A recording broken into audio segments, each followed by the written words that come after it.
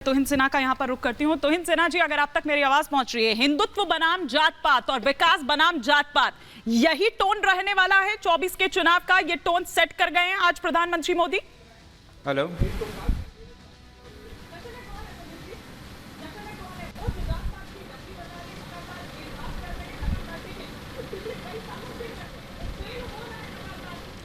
तुहिन जी, क्या आप मुझे सुन पा रहे हैं?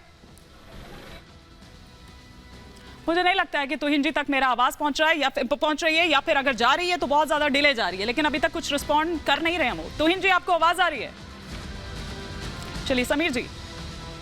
देखिए, मुझे लगता है कि राहुल गांधी को एक बहुत जिम्मेदार विपक्ष के नेता के रूप में बात करना चाहिए।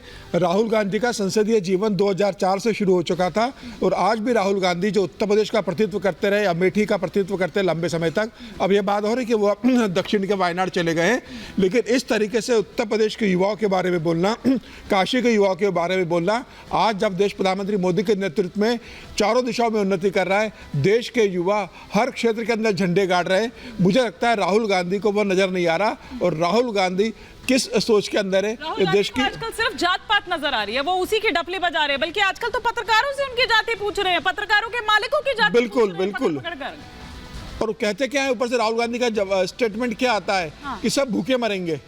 जब देश के प्रधानमंत्री मोदी युवाओं को नौकरी का सर्टिफिकेट बांट रहे हैं, रोजगार उपलब्ध करा रहे हैं, राहुल गांधी कहती है आप सब भूखे मरोगे।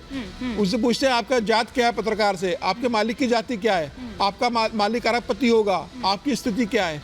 राहुल गांधी की ये मानसिक जो स्थिति है, ये देश आज देख रहा है। और मुझे लग रहा है कि राहुल गांधी की लगातार 2014 से लेकर 2019 के 2 लोकसभा चुनाव में जो कांग्रेस की हार हुई है और राहुल गांधी जो खुद आ रहे हैं, उसके बाद राहुल गांधी ने मुझे लगता है कि अपना मानसिक संतुलन खो दिया है। उन्हें बेहतर है एक विपक्ष के नेता, बड़े नेता के रूप में व्यवहार करें। मोदीनामा गाना है, वो मोदीनामा चाहे वो अपनी किताब के अंदर शाही लेकर इंक में गाएं या डिबेट के अंदर मोदीनामा गाएं, चारों तरफ के अगर विकास की बात करते हैं तो समीर भाई ये नहीं कहते कि मणिपुर के अंदर भी एक विकास हुआ था। अब ये चारों हर बात को घूम फिर कर नहीं, देखिए देश के अंदर बात कहीं की हो रही होती है, आप हर चीज को नहीं सुनिए ना चंद्रमोहन जी, हर बार ये कंपैरिजन सही नहीं लगता है। एक मिनट चंद्रमोहन जी, आपको आप समझ रहे हैं, आप समझ रहे हैं कि आप क्या कह रहे हैं? सुनिए, आप समझ रहे हैं कितना संवेदनशील मामला है और आप उस पर किस तरह की टिप्पणी कर रहे हैं, आप खुद समझ रहे हैं। हर बार आप इस तरह से कंपेयर नहीं कर सकते ना, हर बार आप हर जगह मणिपुर के मुद्दे को नहीं ला सकते ना। वो ठीक है कि आपका सवाल वैलिड हो सकता है, आपका सवाल वैलिड हो सकता है, बिल्कुल मैंने कहा ना कि हो सकता है, लेकिन हर बात पर मणिपुर खींच करना है वो नहीं हो सकता है ना सर। आपसे क्या पूछा जा रहा है? आपसे आप देखिए ना, कभी वोटर्स को आप राक्षस बता देते हैं, कभी युवाओं को आप नशेड़ी बता देते हैं, कभी कुछ की अनदेखी करी जाए। प्रधानमंत्री मोदी के 10 साल में 24 करोड़ लोग गरीबी के रेखा से निकले, क्योंकि 24 करोड़ लोगों को गरीबी रेखा से निकाला है प्रधानमंत्री मोदी ने। हिंदुस्तानी है और देश आज दुनिया की 5वीं अर्थव्यवस्था है और ये क्या जाति आपने लगा रखा है? जाति है कि जा ही नहीं रही है। कभी पत्रकारों को पकड़ कर जाति पूछने लगते हैं, उनके मालिकों की जाति पूछने लगते हैं। अरे अगर इतना ही है तो कर्नाटक में हो या छत्तीसगढ़ में तो आपने कराया था, क्यों नहीं उजागर आपने किया? राजस्थान में आपने क्यों नहीं किया? आप राजस्थान में क्यों नहीं किया? अगर इतना है तो करते ना, वो उजागर करते। देखिए, राजस्थान की बात ले लीजिए। अभी आप राजस्थान के अंदर आए हुए कितने दिन की सरकार हुई है भाजपा की, और आने के बाद का हालात क्या है वहां? आपकी तो 5 साल थी ना अशोक गहलोत की, मुझे आप क्यों नहीं करवाया? अशोक गहलोत तो 5 साल रहे, अब गोल पोस्ट चेंज कर रहे हैं। इस चीज को आप बता दीजिए, अब आप गोल पोस्ट चेंज कर रहे हैं। एक बार तुहिन सिन्हा का रुख करूंगी, फिर नाहिद लारी खान का भी रिएक्शन मैं लूंगी। तुहिन सिन्हा जी,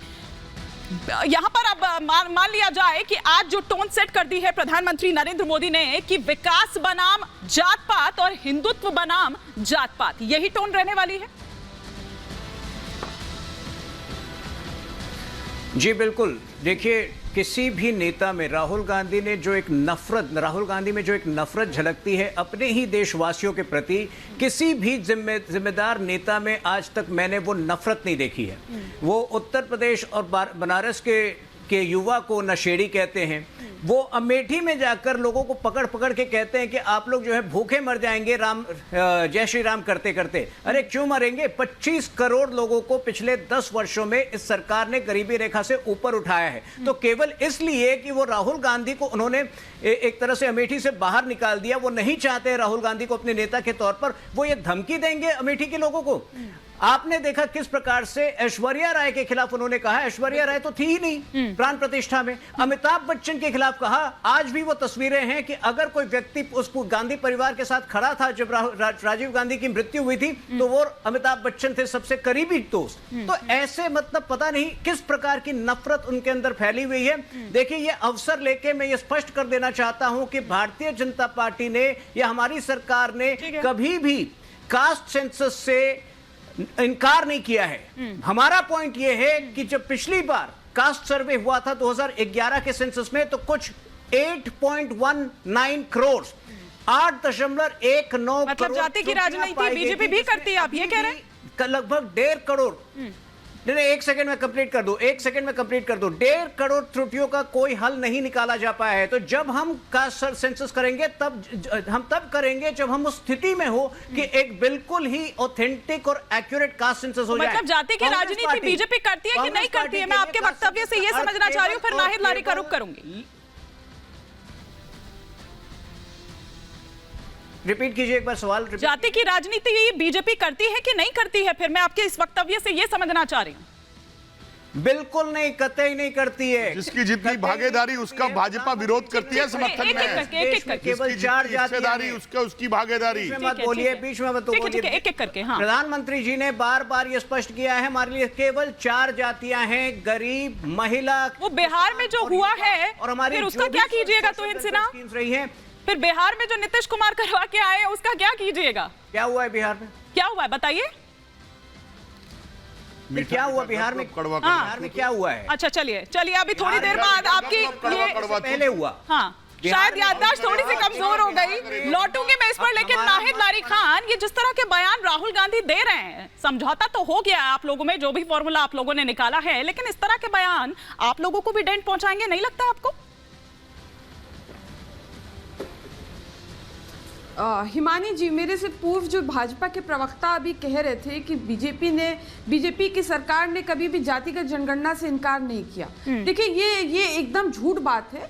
इनको शायद जानकारी नहीं होगी बीजेपी के प्रवक्ता को। माननीय सुप्रीम कोर्ट में भाजपा की केंद्र सरकार ने हलफनामा देकर स्पष्ट कर दिया है कि हम जातिगत जनगणना नहीं कराएंगे। एक बात।